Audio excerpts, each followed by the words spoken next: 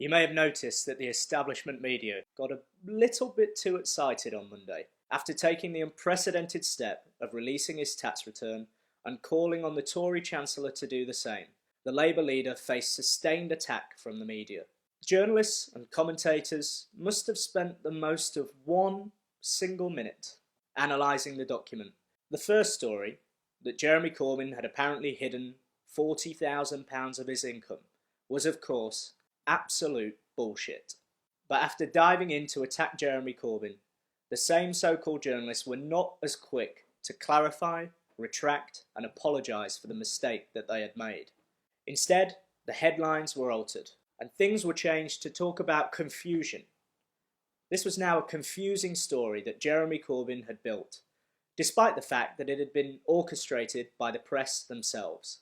And we need to talk about this bias. Those of us on the left are told that we are conspiracy theorists or crazy people, just simply trying to make excuses for our dear leader, when really all we want to do is expose the bias within the mainstream press, the print press, and even the broadcast media. We are told that the hatred that Jeremy Corbyn faces from the establishment media is no different to what any other left-wing leader has faced in the past. And of course, we all remember how the press went after Ed Miliband, especially with the infamous bacon sandwich.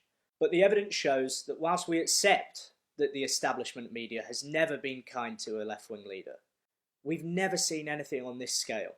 A report from the London School of Economics proved that in the first 2 months of Jeremy Corbyn's leadership, the press acted like an antagonistic attack dog that went after Jeremy Corbyn for anything and everything. 2/3 of editorial and opinion pieces were found to be critical of the Labour leadership across all newspapers, and over half of apparently objective news articles were found to be the same. And the author of the report at the LSE said that he had never seen anything as vicious, nasty and antagonistic as the way that the press went after Jeremy Corbyn. The bias isn't limited to the mainstream print press either. A recent report by Birkbeck University, along with the Media Reform Coalition, found that across BBC flagship programmes, Jeremy Corbyn's critics were given twice as much coverage as his supporters. Just a few months ago, the BBC Trust was forced to admit that Laura Kuenssberg's reporting of Corbyn's view on the shoot-to-kill policy of the government of the time breached impartiality rules. These arguments are not new. This isn't something that I have come up with. We've been talking about this for a long time. But it's important to reiterate them so that we know exactly what we are up against and the extent of the power that we are up against. It's true that we shouldn't blame the media for all of the woes and the problems of the Labour Party. But why is calling out what is happening with the press synonymous with doing this? Don't we have a duty to talk about what our press is doing to the Labour leadership? Don't we have a duty to call out the hypocrisy in our media? A print media that calls the Queen in a headscarf elegant and a Muslim woman in a headscarf oppressed.